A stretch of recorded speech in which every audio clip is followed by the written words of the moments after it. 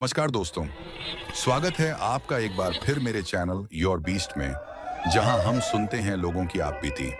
मैं हूं your beast और आज मैं आपको सुनाने जा रहा हूं एक ऐसी सच्ची घटना जिसे जानकर आपके रोंगटे खड़े हो जाएंगे। ये सिर्फ कहानी नहीं है, ये एक हकीकत है जो किसी इंसान ने खुद जी है, महसूस किया है।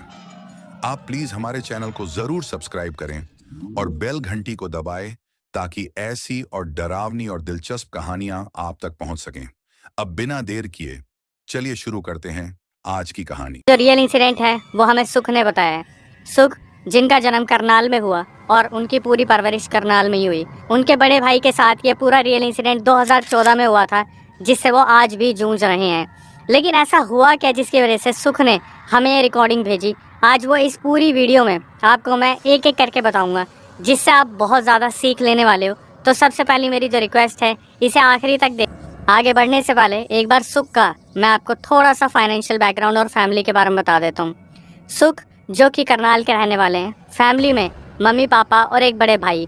परिवार में किसी चीज़ की कमी नहीं थी और उनके खुद के कम से कम 12 से 14 किले, मतलब इतनी ज़मीन जो बहुत होती है किसी भी इंसान के पास। सुख ने अपनी रिकॉर्डिंग में बताया कि अक्षय भाई 2008 से 10 के बीच में उन्होंने अपने बड़े भाई को पढ़ाकर, पूरी फैमिली ने अच्छा खासा जोर लगाकर उनको लंदन भेज दिया था। लंदन जाना उनके बड़े भाई की खुद की विश थी कि उन्हें वहाँ पर जाकर अच्छा खासा पैसा कमाना है और सेटल हो जाना है, और फिर वो लोग करनाल को छोड़ के लंदन शिफ्ट होने वाले थे, या कोई ऐसी जगह जहाँ पर उनके बड़े भाई जाना चाहते थे। वो वहाँ पर गए 2008-10 में, और उसके बाद उन्होंने वहाँ पर अच्छा खासा कमाना शुरू करा, घर में पैसे भेजने शुरू करे। धीरे धीरे सुख के जो बड़े भाई थे उन्होंने वहाँ पर अपने पैर जमा लिए थे। चीज़ें बहुत ही ज़्यादा बेहतरीन चल रही थी, सब बहुत अच्छा चल रहा था।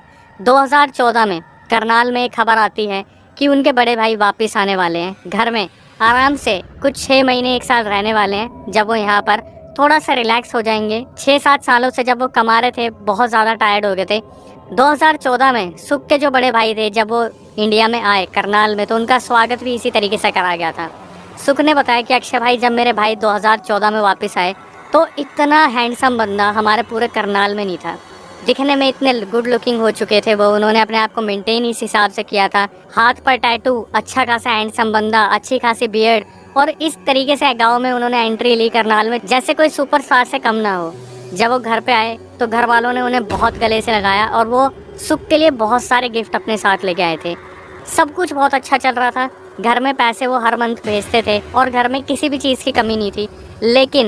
लेकिन शायद बोलते हैं कि किसी चीज़ की तो नज़र लग गई थी सुख के बड़े भाई को या इनके पूरे परिवार को, कि आगे जाके इस परिवार को इस तरीके से छलनी कर दिया। किसी ने अपना बदला इस तरीके से लिया। मैं जब रिकॉर्डिंग सुन रहा था और सुनने के बाद मैंने सुख से बात करी तो 1000 गालियाँ तो मेरे मुंह से निकली। जब सुख के बड़े भाई वापस आए तो गांव में जैसे हंगामा सा मच गया कि भाई एक कोई एनआरआई आया है बाहर से, कोई बहुत बड़ा फॉरेनर आया है, और वो अपने घर पे आने के बाद जैसे उनके घर में इतनी ज़्यादा खुशियाँ हो गई थी कि आजू बाजू वाले जो लोग थे इस चीज़ को कुछ तो देखकर बहुत अच्छा फील कर रहे थे, लेकिन शायद कुछ थे जिनके दिल में बहुत खटास पैदा हो गई थी कि ये जो घर है, अपने बड़े बच्चे को देखने के लिए तरसने वाला घर, आज बड़ा बच्चा उनके सामने आ गया है और सब कितने खुश हैं। वक्त बीता, तभी सुख के बड़े भाई ने एक और खुशखबरी सबके सामने रख दी।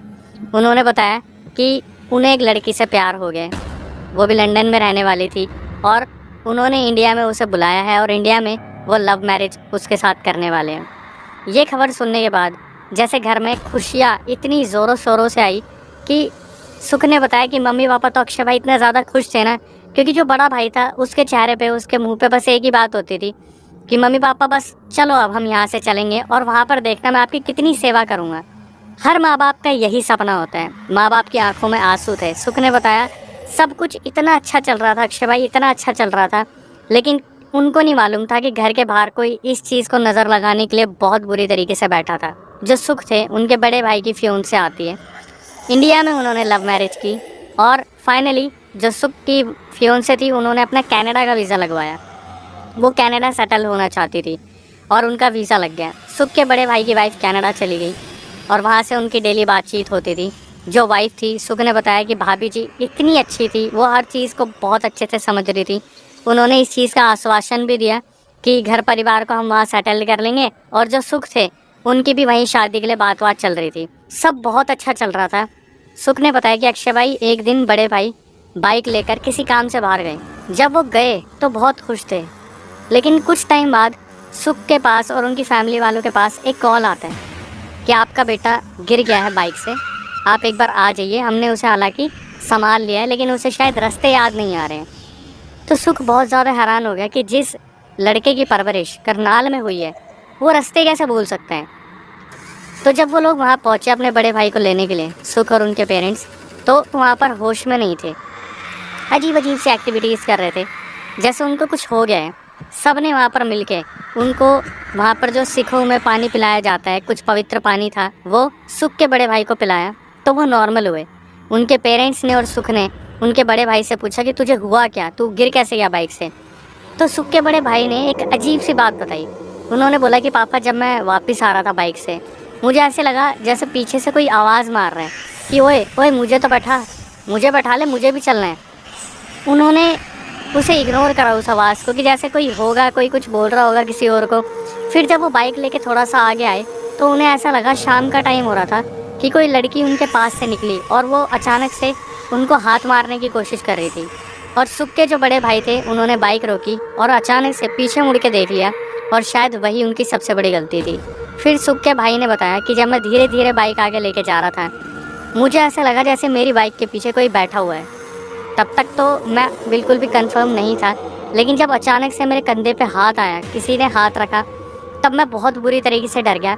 और एक बार उन्होंने पीछे मुड़ के देखा और जैसे ही उन्होंने अपना हैंडल पकड़ा, सुख के बड़े भाई ने बताया कि उसके बाद मुझे कुछ याद नहीं है कि मैं कब बेहोश हो गया या मुझे क्या हुआ, मुझे कुछ भी याद नहीं है। ऐसा लग रहा था जैसे इनकी खुशियों को किसी की नज़र ऑलरेडी लग चुकी है। ना तो सुख को कुछ समझ में आ रहा था, ना उनके पेरेंट्स को कुछ समझ में आ रहा था। बस वो कैसे भी भाई को वापस घर पे लेकर आ गए। उसी रात सुख ने बताया कि अक्षय भाई, मैं और मेरे भाई एक कमरे में सोते हैं, मम्मी पापा दूसरे कमरे में सोते हैं। तो सुख ने बताया कि अक्षय भाई, रात के 2 से 3 के बीच का टाइम होगा जब हम दोनों भाई सो रहे थे। तो सुख ने बताया कि उन्हें ऐसा लगा जैसे कोई कमरे में हंस रहा है या कुछ फुसफुसा रहा है, अपने आप में ही बात कर रहे हैं। सुख ने बताया कि वो उठ के बैठे और उन्होंने देखा कि उनका जो बड़ा भाई है वो छत की तरफ देख रहे हैं और बार बार एक ही बात बोल रहे हैं, मैं इसे ले जाऊंगा, मैं इसे लेके जाऊंगा अपने साथ, मैं इसे नहीं छोड़ूंगा। सुख ने बताया कि वो उठे, उन्होंने अपने भाई को थोड़ा सा हिलाया और बोले, भैया भैया क्या हुआ, सब ठीक तो है, आप नींद में क्यों बोल रहे हो, भैया सब ठीक है। सुख ने बताया उसके बाद, अक्षय भाई, मैंने अपने बड़े भाई का चेहरा आने के बाद ऐसा कोई पल नहीं था जब मैं उनको निहार नहीं रहा था। लेकिन इस बार जब सुख ने रात को 2 से 3 के बीच में उनका चेहरा देखा, सुख ने बताया कि अक्षय भाई, मैं बताने की हालत में नहीं हूँ कि मेरे बड़े भाई का चेहरा किस कदर बदल गया था। उन्होंने बताया कि जब उनके बड़े भाई ने सुख की तरफ एक बार देखा तो उनकी आंखें लाल थी, उनके मुंह से लाल राल गिर रही थी जैसे लाल थूक निकल रहा हो। उनके दांत जो दिन में सफ़ेद थे वो अचानक से पूरे लाल पड़ गए थे और सुख इस चीज़ को देखकर बहुत ज़्यादा डर गया था। सुख ने क्या करा, फटाफट से अपने मम्मी पापा के कमरे में भागने की कोशिश की। जैसे ही वो अपने कमरे से बाहर निकले, गेट अपने आप लॉक हो गया। वो अपने मम्मी पापा के कमरे में गए सुख, और उन्होंने अपने मम्मी पापा को बोला कि भाई अचानक से बदल गया है, चलो फटाफट से। जब ये वापस आए तो सबसे पहले इन्होंने देखा कि कमरा अंदर से लॉक था और वो खुलने को तैयार नहीं था। कमरे को बहुत देर से खोलने की कोशिश की जा रही थी। इतना हल्ला मच चुका था, पड़ोसी जो है साइड वाले घर से निकल के आते हैं और बार बार पूछते कि भाई साहब क्या हुआ। किसी के पास कोई जवाब नहीं था और सुख जैसे वहाँ पर सुन्न हो चुके थे। सारे जितने भी पड़ोसी थे और सुख के मम्मी पापा थे, उन्होंने मिलकर जब कमरे का दरवाज़ा तोड़ा, दरवाज़ा तोड़ने पर जब सब अंदर गए तो उन्होंने देखा कि सुख का बड़ा भाई कमरे में नहीं था। पूरे कमरे की तलाशी ली गई और एक कमरा जिसमें ना ही खिड़की है, ना ही कहीं से जाली है, ना कोई जाने का ऑप्शन है, तो वहाँ से उनके भाई गए कहाँ। तभी उनकी नज़र पड़ी कि बेड के नीचे तो नहीं है, लेकिन बेड के नीचे इतनी जगह ही नहीं थी कि वहाँ पर कोई इंसान छुप सके। तभी उनकी नज़र पड़ती है जो बेड के अंदर सामान रखा जाता है, जहाँ पर कुछ पुराने गद्दे, पुरानी चीज़ें रखी जाती है। जब उसे उठाकर देखा गया तो वहाँ से सुख के बड़े भाई निकले और वो भागकर सीधा अपने पापा की तरफ चिपक गए। कुछ सेकंड्स वो बहुत नॉर्मल होकर बोले, पापा वो मुझे ले जाएगा, पापा वो मुझे ले जाएगा। लेकिन अचानक से उनके अंदर पता नहीं फिर दोबारा कौन सी एंटिटी आ गई और वो चिल्ला चिल्ला के हंसने लगे, ज़ोर ज़ोर से हंसने लगे और एक ही बात बोलते, कि इसको तो मैं लेके जाऊंगा, आज रात की बात है, बस इसे मैं लेके जाऊंगा। जैसे सारे के सारे बस खड़े होकर ये देख रहे थे कि अभी इस लड़के को आए इतना टाइम भी नहीं हुआ, अचानक से इसको हो क्या गया। सुख ने बताया कि अक्षय भाई, मेरा भाई ना तो जिम करता था, ना उसकी इतनी अच्छी बॉडी थी, लेकिन जब भी कोई उसे पकड़ने जा रहा, मेरा भाई उसे फेंक फेंक के मार रहा। मतलब 15 लोग पकड़ने की भी कोशिश कर रहे थे तो मेरा भाई किसी के हत्थे नहीं चढ़ रहा था। बड़ी मुश्किल से सब लोगों ने पकड़ा मेरे भाई को और थोड़ी ही दूरी पे एक बाबा की कुटिया थी, वहाँ पर लेके गए। तो जब पकड़ के वहाँ पे ले जाया गया तो उन बाबा ने मेरे भाई को देखा और अरदास पड़ी गई, कुछ पानी जो है फूंक कर उनके ऊपर गिरा गया और जो कृपान थी वो उनके माथे से लगाई, तब जाके सुख के बड़े भाई वहाँ पर कंट्रोल में आए थे। और थोड़ी ही देर में उनके भाई उठते और बोलते कि मैं यहाँ क्या कर रहा हूँ, आप सब मुझे यहाँ क्यों लेके आ गए, क्या हुआ, सब ठीक है मम्मी पापा, सुख मैं यहाँ क्या कर रहा हूँ।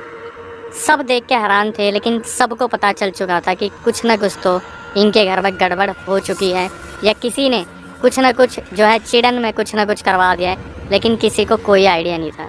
और वो जो बाबा थे उनकी मान्यता थी, वो एक अच्छे आदमी थे, लेकिन वो सिद्धि प्राप्त नहीं थे कि वो देख के चीज़ों को बता दे। तो उन्होंने अपने भगवान का सहारा लिया और सुख के भाई को वहाँ पर शांत कर दिया था। लेकिन बोलते हैं ना कि ये तो बस अभी शुरुआत थी, चीज़ें आगे जाके इतनी बिगड़ने वाली थी, इतनी बिगड़ने वाली थी। मैं खुद आपको दिखाना चाहता हूँ वो लाइव प्रूफ कि एक्चुअली में उनके बड़े भाई की आज क्या हालत हो गई है। जब बाबा वाला इंसिडेंट हो गया, सुख ने बताया अक्षय भाई, बाबा से मिलने के बाद मेरा भाई ठीक हो गया। एक शाम, 2 शाम, 2 दिन ही निकले थे, अचानक से उसकी सारी वही एक्टिविटी दोबारा रिपीट होने लगी। वो एक ही जगह बैठकर बार बार हंसने लगता, घूरने लगता, जो भी उसके सामने आता उसे बहुत गंदी तरीके से घूरने लगता, जैसे अभी पकड़ के खा जाएगा। आसपास का मोहल्ला बहुत ज़्यादा डरने लगा। जो बगल में लोग रहते थे वो मिलने नहीं आते थे। पहले वो रोज़ मिलने आते थे कि बेटा वहाँ सब कैसा है, और जो लड़की है जो तूने पसंद करी है वो कैसी है, उसके घर में कौन कौन है। लेकिन कुछ ही टाइम में जैसे पूरा घर मनहूस हो गया, कोई भी उनसे मिलने नहीं आता था और उनका भाई बार बार सबको देखकर अजीब तरीके से रिएक्ट करता था। तब सुख के पापा ने अपने कॉन्टैक्ट निकाले और पता करा तो उनके घर से 20-30 किलोमीटर दूर एक बाबा जी थे जिनके बारे में पता करा गया। लेकिन उन तक पहुंचना इतना आसान नहीं था। सुख ने बताया कि भाई पापा ने गाड़ी उठाई, मम्मी को घर छोड़ा, सुख उनके बड़े भाई उनके मामा जी को बैठाया जो सुख के मामा जी थे, और 1-2 बंदे और बैठे गाड़ी में। जब गाड़ी इन्होंने यहाँ से निकालनी स्टार्ट की और सिटी के बाहर ही एक ऐसे एरिया में पहुँचे जहाँ पर थोड़ा बहुत जाम लगा हुआ था, तब इनके बड़े भाई ने क्या करा, अचानक से जैसे उनके अंदर फिर दोबारा कोई एंटिटी आ गई और वो ऊपर देख के हंसने लगे गाड़ी के अंदर, और एक ही बात बोलने लगे कि आज तो इसका काम ख़त्म होगा, आज तो बस मैं इसे लेके चला जाऊंगा। वहाँ पर जितने भी लोग बैठे थे वो सहम गए थे। सुख ने बताया कि अक्षय भाई वो ऊपर देखते मेरे बड़े भाई और हंसने लगते। अचानक से पीछे की डिग्गी अपने आप खुल गई। मेरे भाई को 3 सेकंड नहीं लगे वहाँ से बाहर निकलने में, पीछे से ही वो सीट पे से कूद काद के बाहर निकल गए। जब ये लोग बाहर निकले तो इनकी हिम्मत नहीं हुई कि वो सुख के बड़े भाई को पकड़ें। सुख के बड़े भाई कभी तो गाड़ी के ऊपर बैठ जाते और हंसने लगते बुरी तरीके से और लोगों का मजाक उड़ाने लग जाते जो लोग वहाँ पर खड़े होकर देख रहे थे। कुछ ही वक्त बीता था जब वहाँ पे पीपल के पेड़ थे, बरगद के पेड़ थे, रोड के साइड में जो पेड़ थे, अचानक से उनके भाई भागे और इस तरीके से पीपल के पेड़ के ऊपर चढ़ गए जैसे कोई बंदर पहले से ही तैयारी करके बैठा था। तभी सुख की नज़र पड़ी, 2 साधु वहाँ से गुजर रहे थे और वो भी यही देख रहे थे कि इस बालक के अंदर ऐसा आ क्या गया, इस लड़के के अंदर ऐसी कौन सी एंटिटी आ गई है जिसकी वजह से पूरी रोड जाम हो गई है। तो ये जो 2 साधु वहाँ से जा रहे थे, ये अचानक से भीड़ को काटते हुए सुख के पापा के पास आते और बोलते क्या हुआ बच्चा, सब ठीक है। और सुख के पापा बस इन साधुओं के आगे हाथ जोड़ लेते हैं कि कैसे भी मेरे बच्चे को ठीक कर दो। और उनमें से जो एक साधु थे वो बहुत ही ज़्यादा सिद्धि प्राप्त थे और वो साधुओं के गुरु थे। उन्होंने बस जो सुख के बड़े भाई थे उसे एक बार देखा और देखने के बाद कुछ मंत्र पढ़े। जैसे ही मंत्र पढ़े तो पीपल के पेड़ पे से वो अपने आप नीचे आए और नीचे उतर के जो सुख के बड़े भाई थे वो बेहोश हो गए। इन सब ने क्या करा, सुख के बड़े भाई को गाड़ी में बैठाया और बड़े जो साधु गुरुजी थे उन्हें भी गाड़ी में बैठाया। बाकी सब जो थे वो ट्रांसपोर्टेशन का सहारा लिया। वहाँ पर जो लोग आए हुए थे कुछ मदद के लिए, उनके साथ बाइक पे बैठ के कुछ ही 2-4 किलोमीटर दूर जो गुरुजी का आश्रम था, जो साधु जी का आश्रम था, वहाँ पर पहुँच गए। जो दूसरे लोग मदद करने आए थे वो वहाँ पर इनके रिलेटिव्स को, सुख को, सबको छोड़ के वापस चले गए थे। अब गाड़ी में सुख के बड़े भाई बैठे थे, सब बाहर निकल गए थे। तभी अचानक से फिर दोबारा वहाँ पर वही डर का माहौल हो गया। अचानक से सुख के जो बड़े भाई गाड़ी में बैठे थे वो उठते हैं और हंसने लगते हैं ज़ोर ज़ोर से, जैसे उनके अंदर पता नहीं कौन आ गया था। गाड़ी अंदर से लॉक हो जाती है। धीरे धीरे इंडिकेटर अपने आप ऑन हो जाते हैं, वाइपर अपने आप स्टार्ट हो जाते हैं, गाड़ी अपने आप स्टार्ट होती है और अचानक से इतनी ज़ोर से सामने वाली दीवार पर लगती है कि गाड़ी का आगे बहुत डैमेज हो जाता है। जो साधुओं के सबसे बड़े गुरुजी थे वो आते हैं और पानी वानी फेंकते हैं गाड़ी के ऊपर। तब सब कुछ शांत होता है। गुरुजी ने अपनी विद्या से, अपने मंत्रों से जो सुख के बड़े भाई थे उन्हें गाड़ी से निकाला और सामने बैठा के उससे बोलना शुरू करा, कौन है तू। पहले तो जो एंटिटी थी वो कुछ बोली नहीं, लेकिन उसके बाद जब साधु अपने गुस्से में आए, उन्होंने अपनी सिद्धि की ताकत दिखाई। मैं नमन करता हूँ एक बार ऐसे गुरुजी को, ऐसे साधुओं को जो इस टाइप से लोगों की मदद करते हैं। सुख ने बताया कि अक्षय भाई वो जो कुटिया थी ना, इतनी आम कुटिया थी, बस वहाँ पर कुछ घर बने हुए थे।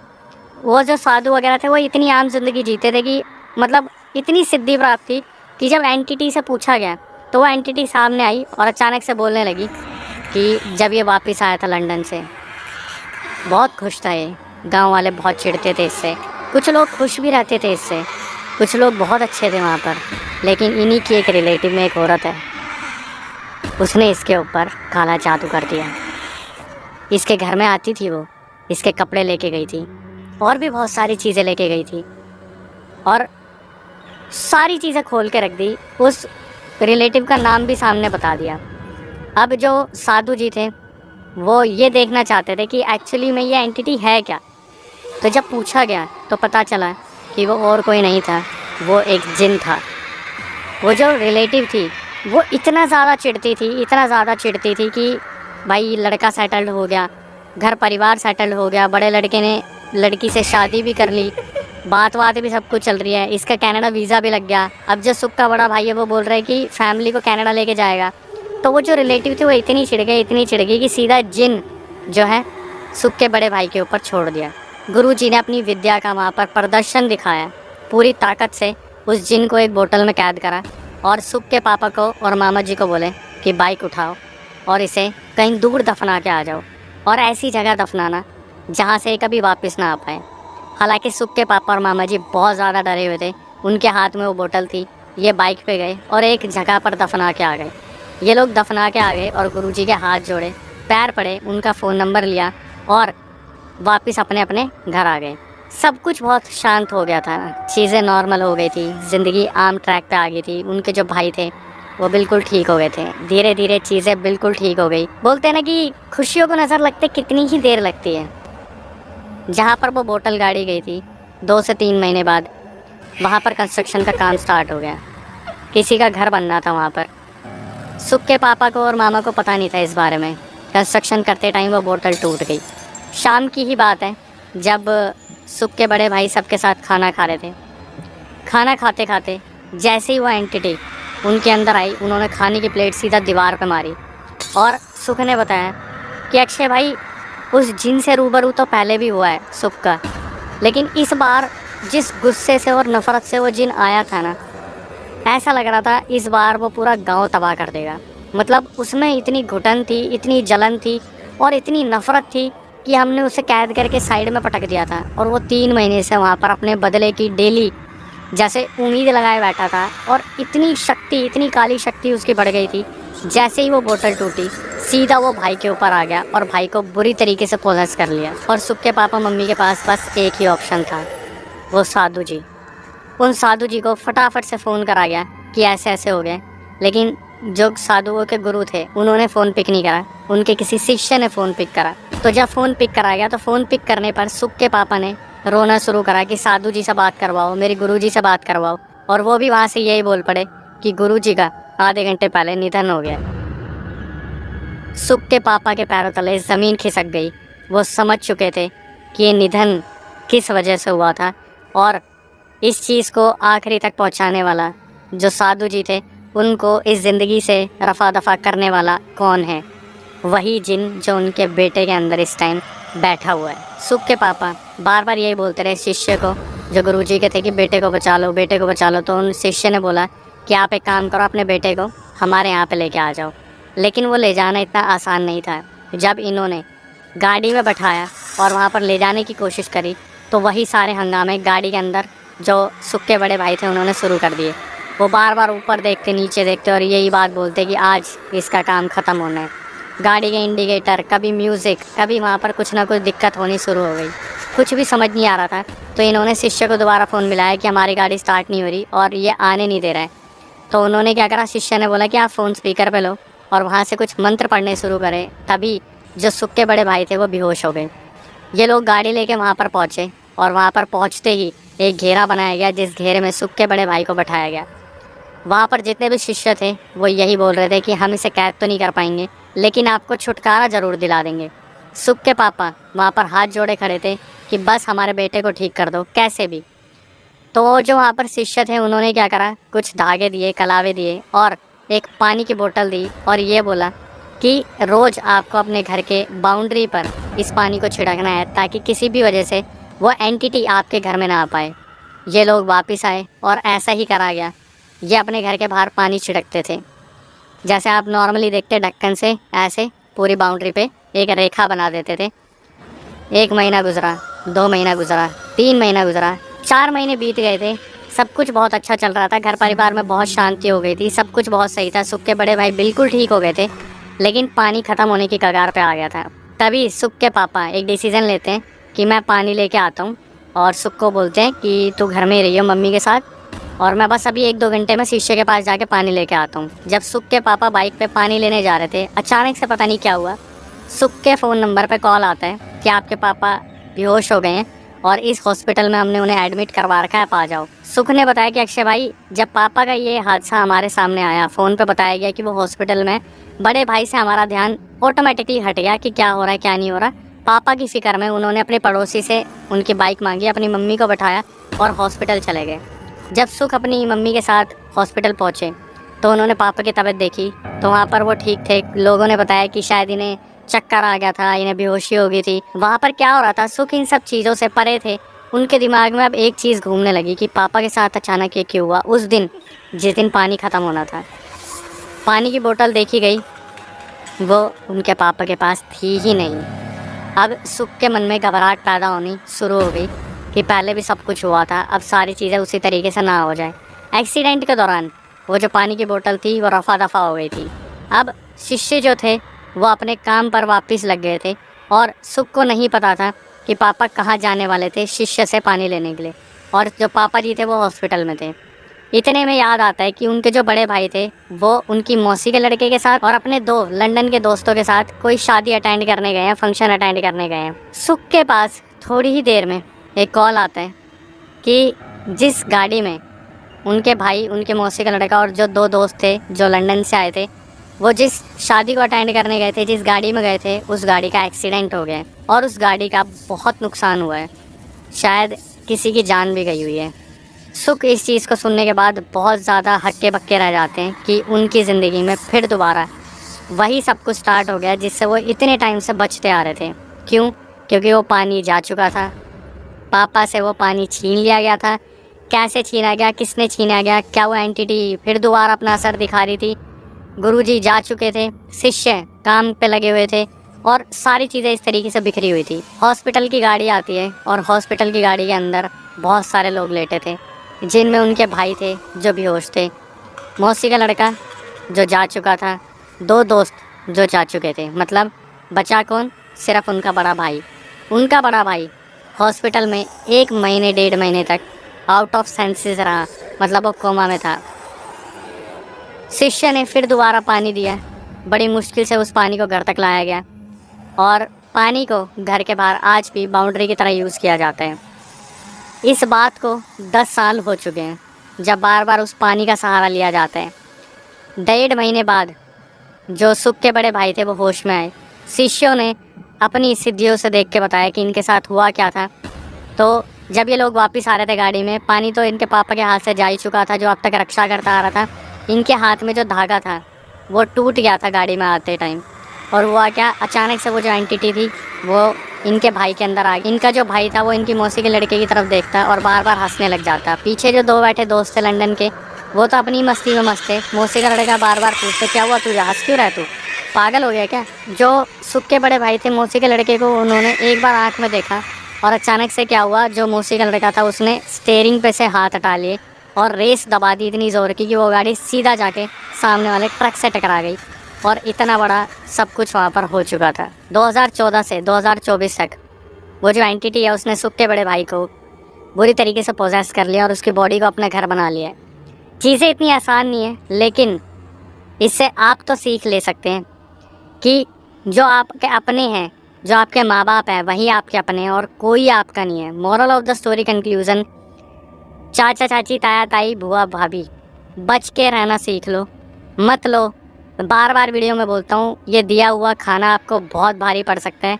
अपनी चीज़ों को संभाल के रखो और एक बार परख लो। खुशियाँ जो होती है ना, उन्हें नज़र लगते टाइम नहीं लगता।